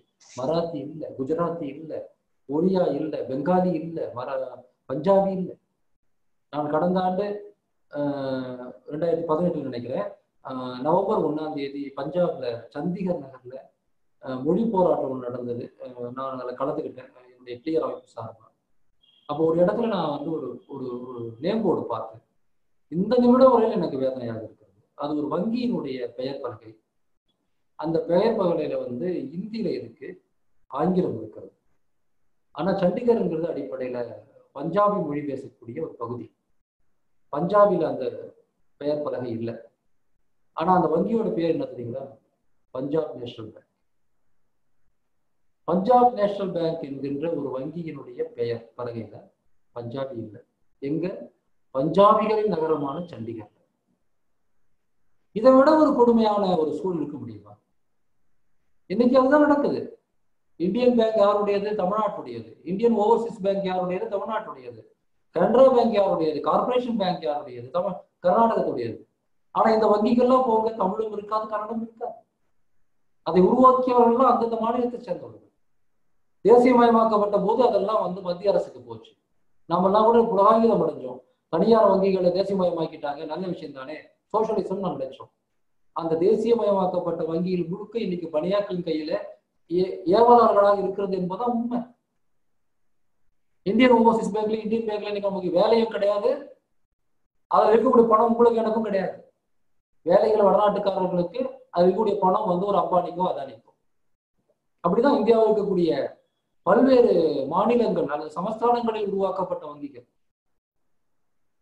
ஸ்டேட் பேங்க் ஆஃப் இந்தியா இருந்ததை போலவே ஸ்டேட் பேங்க் ஆஃப் திருவாங்கூர் இருந்தது, ஸ்டேட் பேங்க் ஆஃப் மைசூர் இருந்தது, ஸ்டேட் பேங்க் ஆஃப் ஹைதராபாத் இருந்தது, ஸ்டேட் பேங்க் ஆஃப் பாட்டியாலா இருந்தது. எங்க போச்சு எல்லாம்? இன்னைக்கு இதுவும் ஸ்டேட் பேங்க் தான், அதுவும் ஸ்டேட் பேங்க் தான். எல்லாமே அரசு வங்கிகள் தான். எல்லாம் ஒன்றிணைக்கப்பட்டு இன்னைக்கு அத்தனையுமே வந்து பணியாட்களினுடைய பர்சனல் பேங்கா மாறி போச்சு. இதுதான் இந்தியாவினுடைய பொருளாதார கொள்கையும் இந்தியாவின் மொழிக் கொள்கையும் ஒன்றுதான். இப்படி ஒரு சூழலை தான் வந்து நாம வந்து மாட்டிட்டு இருக்கணும். இது புரியாம இங்க நிறைய பேரு இந்தி ஒரு மொழி படிச்சா என்னங்க தப்பா அப்படின்னு கேட்பாங்க. யாருமே தப்புன்னு சொல்லலைங்க. ஆனா அதை அதிகாரபூர்வமாக கொண்டு வரும்போது அதுக்கு என்ன அர்த்தம்னு புரிஞ்சுக்கணும். ஹிந்தி படிச்சா வேலை கொடுக்கணும் ரொம்ப நாளா சொன்னாங்க. ஆனா பெரியாரோ அண்ணாவோ அவங்க மொழி போராட்டத்தில் வந்து என்ன சொன்னாங்க? திருப்பி இந்தியை ஏற்றுக்கொள்வது என்பது நம்ம 2ஆம் தர குடிமக்களாக ஆக்குவதற்கு நாமே சம்மதிப்பது என்று பொருள் என்று சொன்னாங்க. அதுதான் நீங்க நடைமுறைக்கு வந்திருக்கு. நீங்க அதானே நடப்புல இருக்கு. இந்தி பேசாத மக்கள் 2ஆம் தர குடிமக்கள் என்பதுதானே இன்றைய உண்மை. நான் நிறைய பேசிட்டு போலாம். எவ்வளவோ உதாரணங்களை வந்து கடந்த 5 ஆண்டுகளும் நாங்க பேசியிருக்கோம். இந்திய அரசு குடியரசுத் தலைவருக்கு அளித்த அந்த லாங்குவேஜ் பாலிசி டாக்குமெண்ட்ல இருந்த கூறுகள் என்னென்ன எல்லாத்தையும் எக்ஸ்போஸ் பண்ணியிருக்கோம். ஒன்னே ஒன்று மட்டும் அதை சொல்ல வரேன். இந்திய அரசாங்கத்துடைய மனித வளத்துறை அமைச்சகம் உருவாக்கின ஒரு பரிந்துரை பட்டியல், இந்தி மொழியை வளர்ப்பதற்கான பரிந்துரை பட்டியல். அந்த பட்டியல் வந்து மத்திய அரசு ஏற்றுக்கொள்கிறது, குடியரசுத் தலைவர். அதுல ஒரு பரிந்துரை சொல்கிறது, இந்தியாவில் உள்ள மத்திய அரசு அலுவலகங்கள், பொதுத்துறை நிறுவனங்கள் தங்களுடைய நிறுவனங்களுக்கு வேலை வாய்ப்பு தொடர்பாக விளம்பரங்களை வெளியிட்டால் அந்த விளம்பரங்களை இந்தி பேசும் இந்தி நாளிதழ்களில் முதல் பக்கங்களில் பெரிதாக வெளியிட வேண்டும். ஆங்கில நாளிதழ்களில் கடைசி பக்கங்களில் சிறிய அளவில் வெளியிட வேண்டும். வட்டார மொழிகளில் வெளியிடுறது பத்திலாம் ஒன்றும் முக்கியத்துவம்லாம் ஒன்றும் கிடையாது. முக்கியமான விஷயம் என்னன்னா, ஒருவேளை வந்து ராணிப்பேட்டை பெல்லுலையோ, திருச்சி பெல்லுலையோ, அல்லது பொன்மலை ரயில்வே ஸ்டேஷன்லையோ, அல்லது நெய்வேலி சுரங்கத்திலேயோ, கூடங்குளத்திலேயோ, கல்பாக்கத்திலேயோ ஒரு வேலை வாய்ப்பு இருக்குன்னு நீங்க விளம்பரம் கொடுத்தா அந்த விளம்பரம் தைனிக் ஜாகரன் பத்திரிகையிலையும் அல்லது வந்து நயா இந்தியா பத்திரிகையிலையும் வடநாட்டில் இருக்கக்கூடிய இந்தி பத்திரிகைகளை பெரிதாக முதல் பக்கங்களிலே வர வேண்டும். இங்கே வரக்கூடிய இந்தியன் எக்ஸ்பிரஸ்ல சின்னதா பின்னாடி வரலாம். தினத்தந்திலையோ தினமலர்லையோ வரணுன்ற அவசியமே கிடையாது. இதுதான் இந்தியாவினுடைய மொழிக் கொள்கை. ஆனா இது மொழிக் கொள்கையா? தமிழ்நாட்டின் மத்திய அரசு வேலை வாய்ப்புகளை வடக்கே திருடுவதற்கான வெளிப்படையான விளம்பர வியூகம். இந்தி பேசாத மாநிலங்களில் உள்ள பல்கலைக்கழகங்களில் இந்தி பேசும் பகுதிகளிலிருந்து போகும் மாணவர்களுக்கு வசதியாக இந்தி ஆசிரியர்களை நியமித்து இந்தியிலே தேர்வு எழுத வேண்டும், தேர்வு எழுத ஏற்பாடு செய்ய வேண்டும். இது குடியரசுத் தலைவர் ஏற்றுக்கொண்டிருக்கக்கூடிய மத்திய அரசாங்கத்தின் பரிந்துரை. எங்க வடநாட்டுல எந்த இன்ஸ்டிடியூஷனும் அவன் கட்ட மாட்டானா, அவன் அங்கிருந்து கிளம்பி நேரா கோயம்புத்தூர்ல இங்க இருக்கிற பாரதியார் பல்கலைக்கழகத்துல சேர்ந்து படிச்சா நீங்க அவங்களுக்கு ஹிந்தி டீச்சர் கொடுக்கணும், அவன் ஹிந்தியில எக்ஸாம் எழுதலாம். இது பேர் மொழிக் கொள்கையா? இது கலோனியல் பாலிசி, கலோனியல் பாலிசி, காலனிய கொள்கை. பிரிட்டிஷ்கார காலத்துல கூட இவ்வளவு அயோக்கியத்தனம் கிடையாது. இந்தியாவுக்கு சட்டமாக இருக்கிறது. ஏன் கொதிக்க மாட்டான்? இந்தியாவில் இருக்கக்கூடிய தென்னக ரயில்வேல அந்த ரயில்வே ஊழியர்களுக்கு இடையில சரியாக கருத்து பரிமாற்றம் நடக்கணும்னா இந்தியில பேசணும்னு சட்டம் கொண்டு. ஏன் முதல்ல அங்க ஹிந்தி பேசுறவனுக்கு இடம் கிடைக்குது சதர்ன் ரயில்வேல? அது நீ நார்த்தன் ரயில்வேல வச்சுக்கலாம். சதர்ன் ரயில்வேல தமிழ்நாடோ கேரளாவோ ஆந்திராவோ அவனுக்கு தான் கிடைக்கணும். அப்ப இது மொழிக் கொள்கையா? இந்தியாவில் இப்போது இருப்பது மொழிக் கொள்கை அல்ல. மொழிக் கொள்கை என்ற பெயரிலே இங்கே இருப்பது ஒரு காலனிய கொள்கை, ஒரு ஏகாதிபத்திய கொள்கை. இந்தியாவின் ஒரு குறிப்பிட்ட தரப்பு மக்கள், நான் இந்தி பேசுற மக்கள் எல்லாருமே சேர்த்து சொல்லுவேன், பனியாக்கள், குஜராத்தி பனியாக்கள், மார்வாரிகள், அப்புறம் குறிப்பாக இந்துஸ்தான் என்று சொல்லக்கூடிய அந்த கங்கை சமவெளி பகுதியை சேர்ந்த உயர் ஜாதிக்காரர்கள், அவர்களுடைய ஆதிக்கத்துக்கான இன்றைய இந்துஸ்தான் இந்தியாவில் மொழிக் கொள்கை என்பது ஒரு காலனிய கொள்கையாக இருக்கிறது. அதிலே தமிழுக்கு இடமில்லை, அதுல எந்த மொழிகளுக்கும் இடமில்லை. அதனாலதான் இப்போ கலாச்சார முன்னேற்றத்துக்காக ஒரு குழுவை நியமிக்கிறாங்களா, அந்த குழுவுல தென்னிந்தியாவை சேர்ந்த ஒருத்தர் கூட உறுப்பான்மை கிடையாது. எப்படி முடியும்? தமிழ், தெலுங்கு, மலையாளம், கன்னடம் 4 செம்மொழிகள் இந்த மத்திய அரசு தான் சொல்லியிருக்கு. இந்த 4 மாநிலங்கள்ல 4 செம்மொழி இருக்குன்னா அந்த 4 செம்மொழியில ஒரு ரெப்ரசன்டேஷன் கூட இல்லாம எப்படி இவங்களால இந்தியாவில ஆட்சி மொழிக்கான கலாச்சாரத்துக்கான குழுவெல்லாம் போட முடியுது? எனவே நண்பர்களே, நாம் இந்தியாவில் இப்போது பார்த்து கொண்டிருப்பது மொழிக் கொள்கை அல்ல. இது உலகத்தினுடைய மிக மோசமான மொழிக் கொள்கையை விட மிக மோசமான ஒரு கொள்கை. இது வெறும் இந்தி பிரச்சனை அல்ல, இது வெறும் தமிழ் பிரச்சனை அல்ல. மாறாக இந்தியாவில் இப்போது நடந்து கொண்டிருப்பது, கண்கூடாக நடந்து கொண்டிருக்கிறது 2 அடிப்படையான மாற்றங்கள். ஒரு மாற்றம் வர்ணாசிரம மயமாக்கப்படக்கூடிய புதிய சூழல். அந்த சூழல்ல சமஸ்கிருத மயமாக்கத்தின் அடிப்படையில் ஒரு புதிய மொழி கட்டமைப்பு உருவாக்கப்படுகிறது. இரண்டாவது, இந்த வர்ணாசிரம கட்டமைப்பு வெற்றி பெற வேண்டும் என்று சொன்னால் வட இந்தியாவில் இருக்கக்கூடிய மக்களை அவர்களுக்கு உதவி செய்வதை போல நடித்து, குறைந்தபட்சம் நடித்து, அவர்களை தங்கள் பக்கம் வச்சுக்கிறதுக்காக இந்திய ஒரு கருவியாக பயன்படுத்தி அந்த இந்தி பேசுற மக்களுக்காக எந்த பலனும் இல்லைங்கிறத 1000 கிலோமீட்டர் நடந்த இந்திக்கார சொல்லிடுவோம் அவங்களுக்கு எந்த பலனும் இல்லைங்கிறத. ஆனா அதை ஒரு குண்டாந்தடியாக மாற்றி நம் மீது அடித்து இந்த ஒரு பாரபட்சமான ஒரு ஒரு கருத்தை அவங்க உருவாக்குறாங்க. ஏன் உருவாக்குறாங்க? என் பேச்சின் தொடக்கத்திலே நான் சொன்னதை போல இந்தியாவை இந்துக்கள், முஸ்லிம்கள் என்று பிரித்தால் மட்டும் போதாது, இந்தி பேசுபவர்கள், இந்தி பேசாதவர்கள் என்று பிரிக்க வேண்டும் என்பதும், அதன் மூலமாக பலனடைய வேண்டும் என்பதும் பாரதிய ஜனதா கட்சியினுடைய மிக தெளிவான திட்டம். அவங்கெல்லாம் வெறும் திமிர்ல மட்டும் இதை செய்யல, ஆணவத்தினால மட்டும் இதை செய்யல, மாறாக திட்டமிட்டு இதை செய்யறாங்க. அதைத்தான் பெங்காலையும் பஞ்சாபிலும் நடக்கக்கூடிய சம்பவங்கள் தொடர்ந்து நமக்கு நினைவுபடுத்துகிறது. இது ஒரு திட்டமிட்ட, எப்படி மதவாதம் என்பது திட்டமிட்ட செயல்பாடோ அதை போல மொழிவாதம் என்பதும் திட்டமிட்ட செயல்பாடு தான். ரெண்டுத்துக்கும் எந்த வித்தியாசமும் கிடையாது. இனவாதம், இனம், மதம், மொழி எல்லாத்தையும் வச்சு ஒரு இடத்துல ஒரு ஆதிக்கம் நிலைநாட்டப்படுகிறது என்று சொன்னால் அது உணர்விலிருந்து வருவது கிடையாது. அது ஒரு வெறும் சுப்ரீமசிஸ்டிக் மட்டும் கிடையாது. அது திட்டமிட்ட அரசியல் செயல்பாடு. அந்த திட்டமிட்ட அரசியல் செயல்பாடு தான் இன்னைக்கு இந்தியாவில மொழிக் கொள்கையாகவே இருக்கிறது. இன்றைய நிலையில உலகத்துல மிக மோசமான மொழிக் கொள்கை உள்ள ஒரு நாடுகளில் ஒன்றாக இந்தியா மாறியது. இதற்கு எதிராக நாம இணைந்து போராடணும். இந்தியா முழுக்க அதுக்கு சாதகமாக பல பேர் இருக்கிறாங்க. ஆனாலும் ஏற்கனவே 100 ஆண்டு காலம் இந்த மொழிக் கொள்கையில முன்னிலையில் இருந்த தமிழ்நாடு தான் இப்பொழுதும் முன்னிலையில் இருந்து இந்தியாவில ஒரு சரியான ஜனநாயக ரீதியான மொழிக் கொள்கை வருவதற்கான போராட்டத்தை வழி நடத்தணும். இந்த மொழி கொள்கைக்கான போராட்டம், மொழி உரிமைக்கான போராட்டங்கிறது வெறுமனே மொழி சம்பந்தமான பிரச்சனை மட்டுமல்ல. அது நம்முடைய வேலை வாய்ப்பு, நம்முடைய தொழில் வாய்ப்பு, தமிழ்நாடு என்கின்ற நமது தாயகத்தினுடைய உரிமை, நம்முடைய தாயகத்தினுடைய இருப்பு எல்லாம் சம்பந்தப்பட்டது. தமிழ்நாட்டினுடைய அனைத்து மக்கள் அவர்களுடைய பாதுகாப்பு சம்பந்தப்பட்டது. 2000-3000 ஆண்டு காலமாக நாம் வளர்த்து வந்த இந்த தமிழ் என்கின்ற இந்த எண்ணம் தந்த அந்த அடிப்படையான உணர்வுகளுக்கு எதிரான ஒரு வேலை தான் இன்னைக்கு நடந்து கொண்டிருக்கிறது. அதுக்கு ஆதரவாக இங்க ஆட்சியாளர்கள் இருக்கிறாங்க, இங்க பல கட்சிகள் இருக்கு. ஆனா என்னைக்கு புராண காலத்துல இருந்து விபீடன் இல்லாம இருந்துட முடியுமா? துரோகிகள் இல்லாம என்னைக்கும் வரலாறு இருந்ததே கிடையாது. வரலாற்றிலே துரோகிகள் இருக்கதான் செய்வாங்க. சில சமயம் எதிரிகள் ரொம்ப பெருசா தோன்றவும் செய்வார்கள்.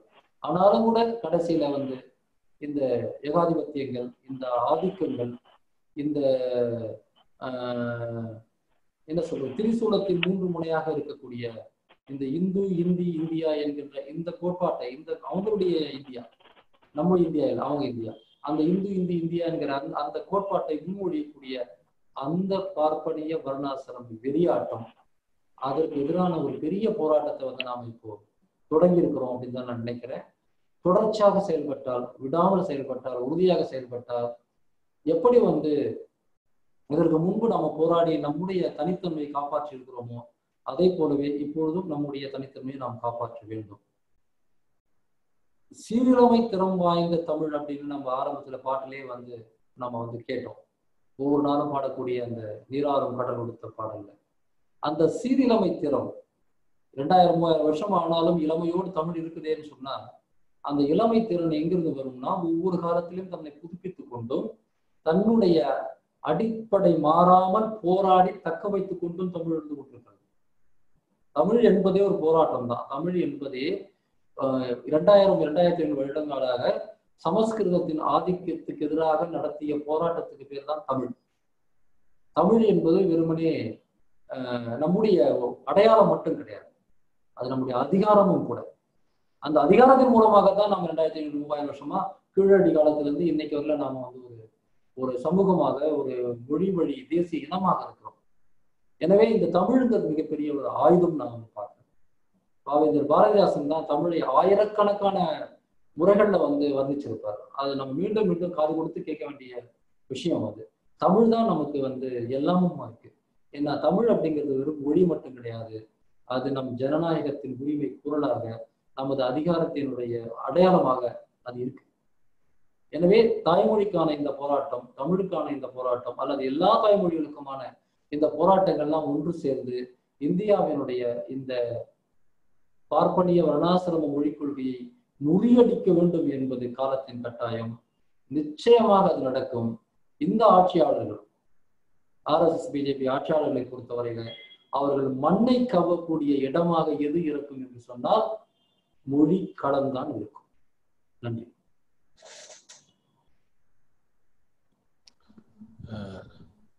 நன்றி தோழர். ஒரு மிக நிதானமான ஆனால் மிக ஆழமான பதிவு உங்களுடையது. உங்களுடைய பதிவை ஒட்டி, உங்களுடைய உரையை ஒட்டி தோழர்களுடைய கேள்விகளுக்கு செல்லலாம்னு நினைக்கிறோம். ராமானுஜராக வாங்க.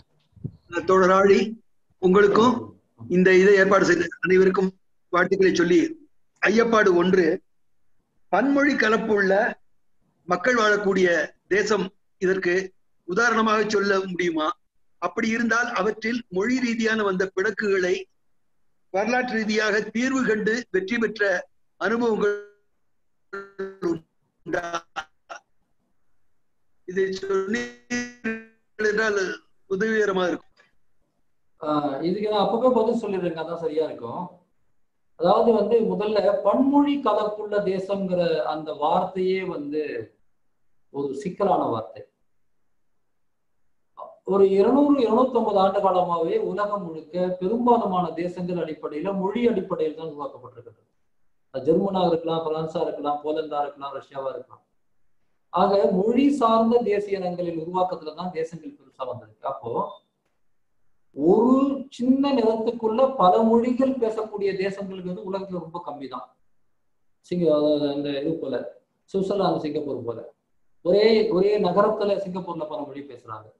ஒரு சின்ன இடத்துல பல மொழிகள் கலந்து பேசுறோம். அது மிக மிக குறைவு. ஒரு தேசம் என்று சொல்லக்கூடிய எல்லைக்குள்ள பல்வேறு மொழி இனங்கள் வாழக்கூடிய தாயகங்கள் இருக்கு பாருங்க, அது அதிகம். அதுதான் இந்தியா, பாகிஸ்தான், முன்னாள் சோவியத் யூனியன் எல்லாமே. ஆக பன்மொழி தேசம் அல்ல. பல மொழிகள் பேசும்போது ஒவ்வொரு மொழி பேசக்கூடிய பகுதியும் ஒரு தேசம் தான். அந்த அமைப்பு ஒரு கூட்டமைப்பாக இருக்க வேண்டும்.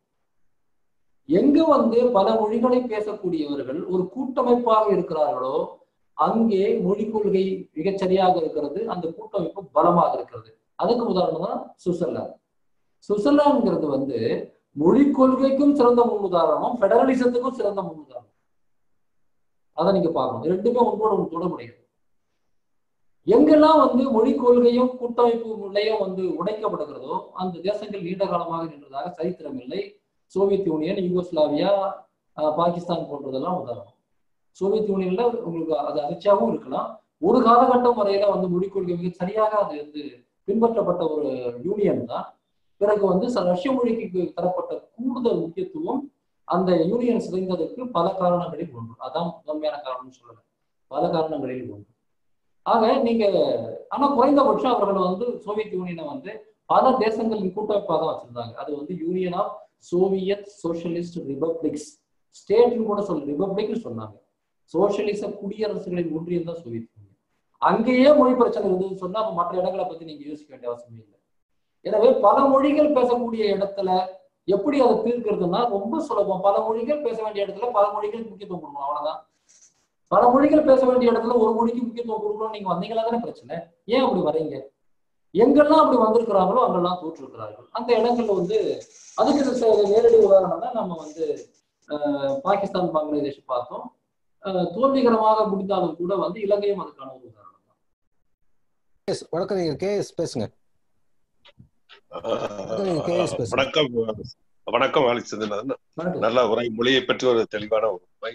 எனக்கு இருக்கக்கூடிய ஒரே ஒரு கேள்வி, கடந்த காலத்தில் இந்திய எதிர்ப்புக்கு எதிராக தமிழகத்தில் நடைபெற்ற மாணவர் போராட்டம் சரி, ஒரு வெகுஜன இயக்கங்களும் சரி, அந்த வீச்சு இன்றைக்கு இப்ப சமீப காலத்துல வந்திருக்கக்கூடிய கடந்த ஓராண்டு காலத்துல தொடர்ந்து தாக்குதல் வந்திருக்கிற நேரத்துல ஊடகங்களும் சரி அல்லது நம்முடைய மாணவர்கள் இயக்கம் அல்லது அரசியல் இயக்கங்களும் கடந்த காலத்தில் இருந்தது போல வேகமாக இருப்பதாக நீங்கள் உணர்கிறீர்களா, அல்லது சுணக்கமாக இருந்தால் எது காரணமாக இருக்கும் என்று நீங்கள் கருதுகிறீர்கள்?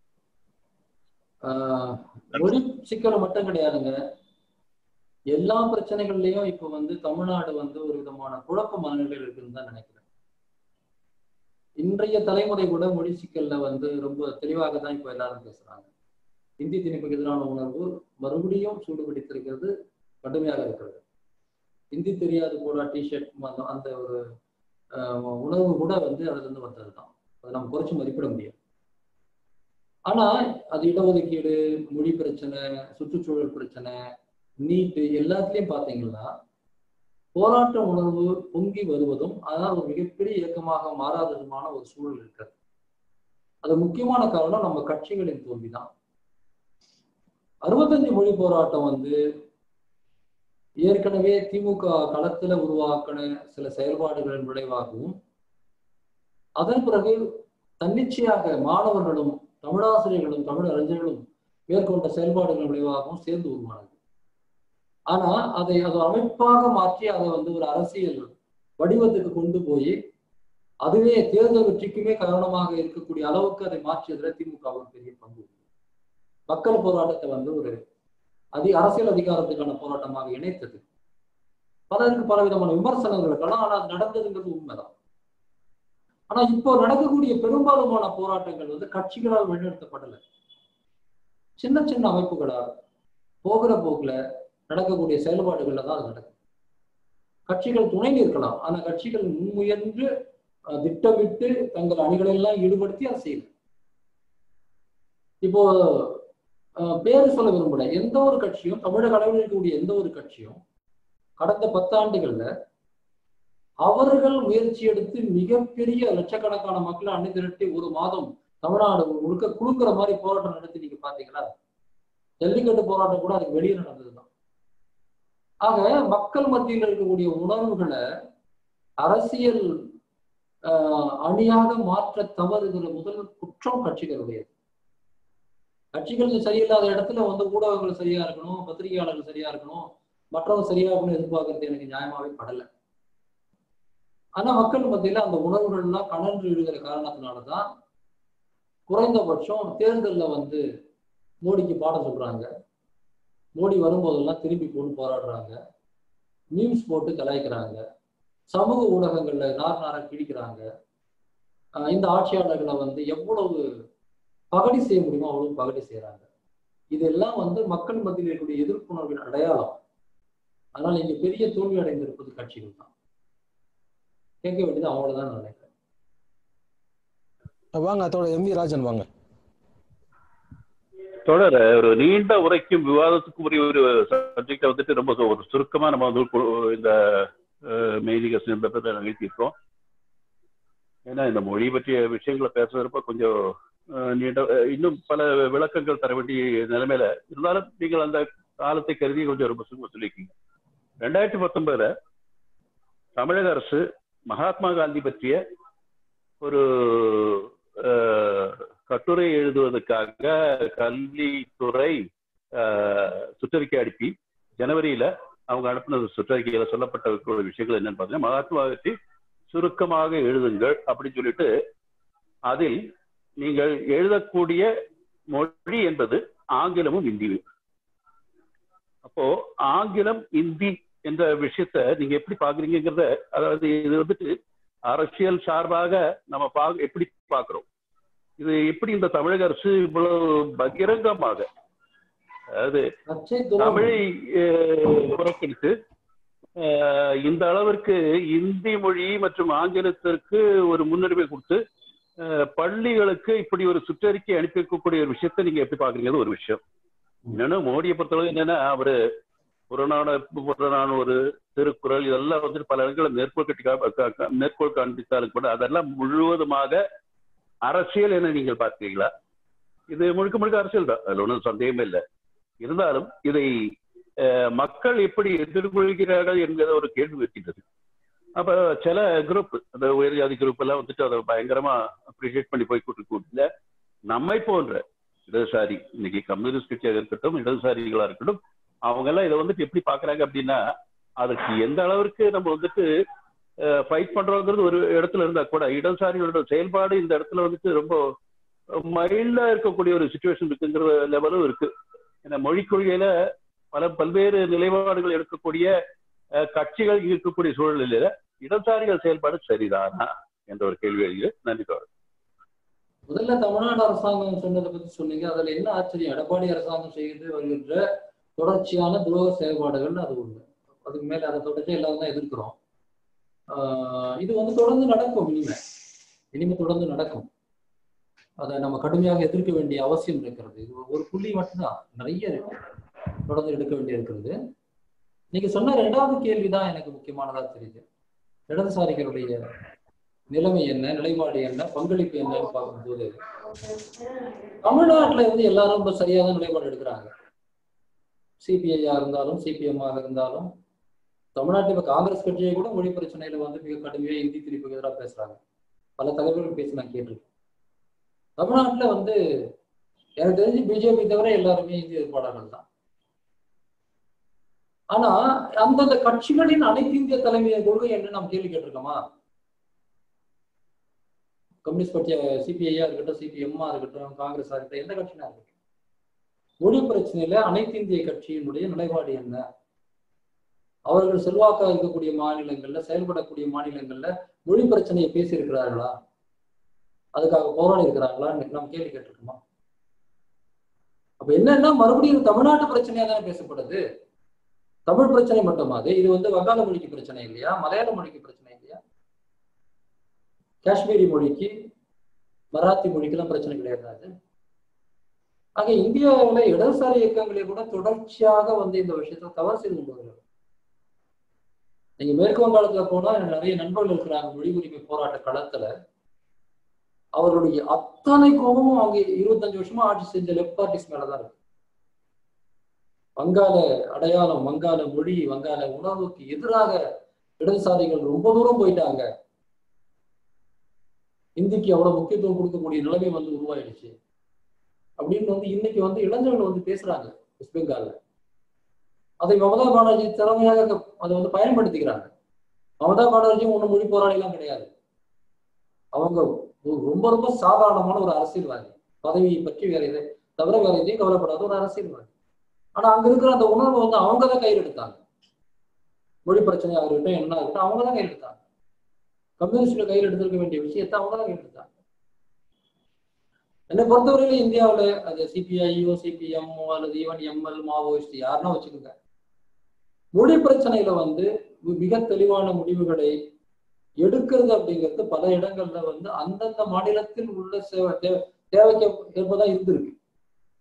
டெல்லியில போய் உட்காந்தா எல்லாரும் எனக்கு ஒரே மாதிரி தான் இருக்கு. ஆனா 5 ஆண்டு காலமா இந்தியா முழுக்க பயணப்படும் போது தமிழ்நாட்டிலையும் கேரளத்திலும் அரசியல்வாதிகள் வந்து மொழி பிரச்சனையில மக்கள் பக்கம் இருப்பதையும் மற்ற இடங்கள்ல அதை பற்றி அவர்களுக்கு கவலையே படாததையும் நான் பார்க்கிறேன். கேரளாவில் பாத்தீங்கன்னா எங்க மொழி போராட்டத்துக்கான முழு ஆதரவும் அங்க இருக்கக்கூடிய சிபிஎம் தான் கொடுக்குறது. அவர்கள் தான் அதுக்கான மேடையை போட்டு கொடுக்குறாங்க. ஆனா பெங்காலையும் டெல்லியிலையும் அவங்களை கூப்பிட்டா கூட வர மாட்டாங்க. பஞ்சாப்லையும். ஆக எங்களுடைய அனுபவம் என்னன்னு பாத்தீங்கன்னா, இடதுசாரி கட்சிகளுக்கு இதில் அனைத்திந்திய பார்வைதான் இருக்கிறதே ஒழிய அனைத்திந்திய அளவிலான பார்வை கிடையாது. அது அனைத்திந்திய பார்வை. அது வந்து ப்ரோ இந்தியா தான் இருக்கு. நான் பார்த்தது சொல்றேன், நான் சொல்றது தவறா கூட இருக்கலாம். ஆனா என்னுடைய அனுபவத்தை தான் என்னால பகிர்ந்துக்க முடியும். பேப்பர்ல இருக்கிறத மட்டும் வச்சு பேசி பலனே கிடையாது.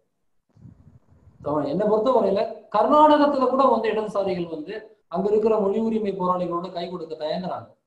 எனக்கு என்ன காரணம் புரியல. திரும்பி கூப்பிடுறாங்க, வாங்க நீங்களும் இருக்கணும். தமிழ்நாடு கேரளாங்க இந்த 2 ஸ்டேட்ல மட்டும்தான் இடதுசாரிகளுக்கு மொழி பற்றி ஒரு பிரச்சனை இருக்கிறது. மற்ற இடங்கள்ல இருக்கிற மாதிரி எனக்கு வேற என்ன நம்ம சொல்றது. நன்றி தோழர். நான் சேகரன் வாங்க. சேகரன் பேசுறேன். வணக்கம். என் கேள்வியில ஒரு பகுதி வந்து ஏற்கனவே அவர் தொடர் கேட்டதுல பகுதி வந்துருச்சு. இருந்தாலும் திருப்பி நான் கொஞ்சம் புதுப்பிக்கிறேன். அதாவது செப்டம்பர் 5 ஹிந்தி திவாஸ் தினம் அதை கொண்டாடுறாங்க இந்தியா முழுக்க. அதை ஒட்டி பிரதமர் உள்பட எல்லாருமே இந்து மொழிக்கு முக்கியத்துவம் பேசுறது, அமித்ஷா எல்லாம் நம்ம செய்தித்தாள பார்த்தோம். எனக்கு என்ன ஒரு கேள்வின்னு, கர்நாடகமும் தமிழகமும் தான் அந்த இந்திய எதிர்ப்பு போராட்டத்துல கொஞ்சம் முன்னணியில் இருக்க மாதிரி தெரியுது இந்த செப்டம்பர் 5. ஆனா தென்னக மாநிலம் குறிப்பா கேரளாவும் சரி ஆந்திராவும் சரி அந்த இந்தி திருப்பி எதிர்க்கான ஒரு உணர்வு அலையோ எதிர்ப்பு போராட்டங்களோ அங்கே அவதானிக்க முடியல, பார்க்க முடியலையே. அதுக்கு என்ன காரணமா இருக்க முடியும் என்று தொடர் விளக்கம் சொன்ன நல்லா இருக்கும். இதுல வந்து நீங்க சொல்றது உண்மைதான். கேரளாவை பொறுத்தவரையில கேரள மக்களுடைய வாழ்வியல்ங்கிறது வந்து ஒரு வேலைக்காக புலம்பெயர்ந்து செல்லும் மனநிலை கொண்ட ஒரு வாழ்வியல். எனவே அவங்க மற்ற மொழிகளை படிப்பது அப்படிங்கிற ஒரு விஷயத்த மொழி கொள்கையோட போட்டு அவங்க ரொம்ப குழப்பிக்கிறாங்க. அது அவங்களுக்கே தெரியுது. கேரளாவோட பெரிய போராட்டம் இல்லைனாலும் விழிப்புணர்வு பெரிய அளவுக்கு வந்துட்டு இருக்கு. அண்மை காலமா நான் அதிகமா பாக்குறேன். பெரிய அளவுக்கு போராட்டம் நடக்கல, ஆனா வருது. ரொம்ப காலமா வந்து அவங்க வந்து தாங்கள் புத்திசாலித்தனமா வந்து இந்தியை கத்துக்கிறோம் அப்படின்ற மாதிரி மனநிலையில தான் இருந்தாங்க. அண்மை காலமா தான் வந்து அது மனநிலைக்கு எந்த அர்த்தமும் கிடையாது, அது மலையாள மொழிக்கு எதிராக தான் போகுதுங்கிறது வந்து இப்பதான் பேச ஆரம்பிச்சிருக்காங்க. ஆனா அந்த உணர்வு இருக்கிறது. அதை பற்றி விரிவாக எழுதுகிறார்கள், விவாதிக்கிறார்கள். நான் பாக்குறேன். மிகப்பெரிய ஏமாற்றம் அப்படிங்கிறது ஆந்திரா தெலுங்கானா தான். அவர்கள் மத்தியில வந்து இந்த மொழி பிரச்சனை பற்றி எந்த புரிதலும் இருக்கிறதா நான் பார்க்கிறேன். தெலுங்கானாவில் சொல்ல வேண்டிய அவசியமே கிடையாது. ஏன்னா ஹைதராபாத் நிசாம் ஆட்சியில் இருந்ததுனால ஹைதராபாத் நகரத்தையும் நகரத்தை ஒற்றிய பட்டியலையும் ஏற்கனவே வந்து தக்கினி உருது வந்து மக்கள் மொழியாக இருக்கிறது. அதாவது தக்கினி உருதுங்கிறது நான் முதல்ல சொன்ன அந்த இந்துஸ்தானி தான். இந்துஸ்தானின்னா இந்தியோட தொடர்புடையது தான்.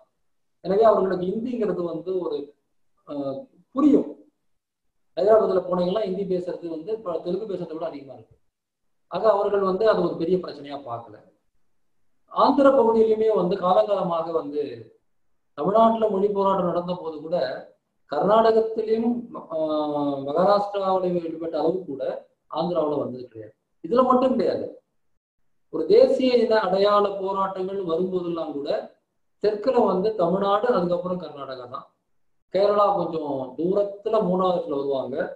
ஆந்திர பகுதிகளுக்கு வந்து அந்த உணர்வே கிடையாது. காரணம், ஆந்திர பகுதியில் இருக்கிறவங்க சொல்றவங்க காரணம் என்னன்னா, ஆந்திராவில் வந்து அந்த தேசிய இன உணர்வை விட சாதிய உணர்வுங்கிறது பெரிய அடையாள உணர்வாக இருக்கிறது.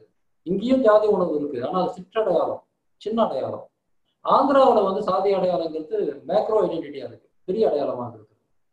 அதுதான் வந்து அவங்களுடைய மிகப்பெரிய சிக்கலா இருந்தபடிய இதெல்லாம் ஒரு சிக்கலா அவங்க பார்க்கல. ஆனா அது ரொம்ப வருத்தப்படக்கூடிய ஒரு விஷயம்தான். ஆனா அதுக்கு மாறாக சின்ன மாநிலமான ஒரிசாவில் நல்லா இருக்கு. ஏன்னா ஒரிசாவில தான் இந்தியாவிலே முதன் முறையில மொழி போராட்டம் இந்திக்கு எதிராக நடந்தது 1895. அப்ப பிரிட்டிஷ்காரன் காலத்திலே வந்து ஒரிய பகுதிகள்லாம் வந்து இந்தி பேசுற மாநிலங்களோடு இணைக்கப்பட்டு அவர்கள் மேல இந்தி திணிக்கப்பட்ட போது அங்க மொழி போராட்டம் வெடித்தது.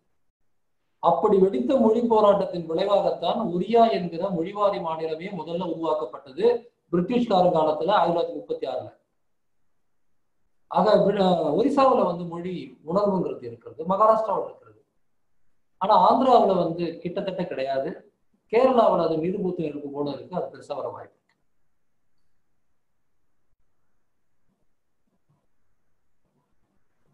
தோழர் அடுத்த கேள்விக்கு போயிடலாங்களா? தோழர் சொக்கலிங்கம் வாங்க. தோழர் வணக்கம். உரை மொழி கொள்கை அப்படின்னு சொல்லக்கூடிய அந்த புள்ளியில் தொடங்கி சாராம்சத்தை மிக கூர்மையாக சுட்டி காட்டியிருக்கிறீர்கள். இன்றைய முக்கியமான அரசியல் அந்த போராட்ட புள்ளியை சுட்டி காட்டியிருக்கிறீர்கள். முக்கியமான விஷயம். என்னுடைய கேள்வி 2 விஷயம். ஒன்று, இந்த சமஸ்கிருத உருவாக்கத்தில் வில்லியம் ஜோன்ஸ் அவருடைய பங்கு என்ன?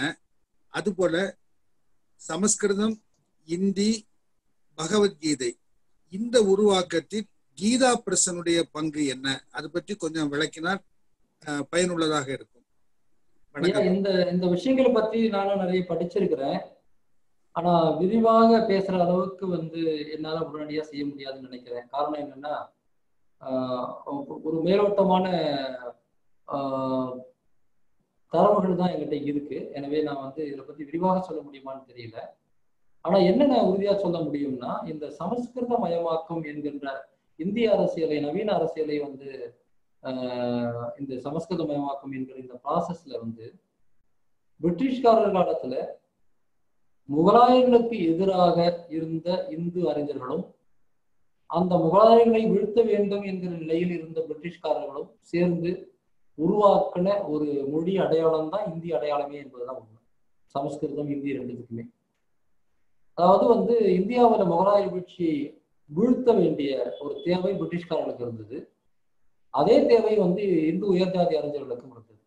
எனவே அவர்களுக்கு இடையில ஏற்பட்ட ஒரு அன்ஹோலி அலையன்ஸ் தான், ஒரு புனிதமற்ற கூட்டு, ஒரு கள்ளக்கூட்டு தான் சமஸ்கிருதம், இந்தி மொழிகள் மீதான ஒரு செயல்பாடாக வந்து உருவானது. இது நம்ம பார்க்க முடியும். அதனுடைய ஒரு நீட்சியாகத்தான் கீதா பிரஸ் போன்ற அந்த கலாச்சார செயல்பாடுகளை பார்க்கணும். நிறைய புத்தகங்கள்லாம் தொடர்பாக வந்திருக்கிறது. நான் அதை பற்றி ரொம்ப முழுமையாக படித்தவன் கிடையாது. எனவே நான் இந்த அளவுக்கு தான் என்னால் சொல்ல முடியும். ஆனா இந்தி நேஷனலிசம் என்கின்ற ஒரு கருத்து எப்படி உருவாக்கப்பட்டது அப்படிங்கிறத பற்றி நான் நிறைய படிச்சிருக்கிறேன். அதுல இதை பற்றிய ரெஃபரன்சஸ் வந்திருக்கு. அதை வைத்து பார்க்கும்போது நான் சொன்னதுதான், அதாவது வந்து பிரிட்டிஷ்காரர்களுக்கும் இந்து ஆதிக்க உயர்ஜாதிக்காரர்களுக்கும் இடையிலான ஒரு கூட்டணி, முஸ்லிம்களுக்கு எதிரான கூட்டணி, அந்த இடத்துல தான் இந்த இந்தி, இந்து, சமஸ்கிருதம், ஆரிய கௌரவம் இது எல்லாமே வந்து உருவாகிறது அப்படிங்கிறத நம்ம வந்து 18ஆம் நூற்றாண்டுக்கு பிற்பகுதியில நம்ம பார்க்கணும். ரொம்ப ஒரு தெளிவான ஒரு உரையை ஆக்கி கொடுத்துருக்காங்க. ஏறக்குறைய மொழிபெயர்ப்பு சம்பந்தமான ஒரு பரந்து பார்வை வந்து கொடுத்துருக்காங்க. இந்த வாய்ப்புக்கு நன்றி. ரொம்ப சிறப்பாக பேசுறாங்க. மிக்க நன்றி. மகிழ்ச்சி. ரொம்ப நன்றி.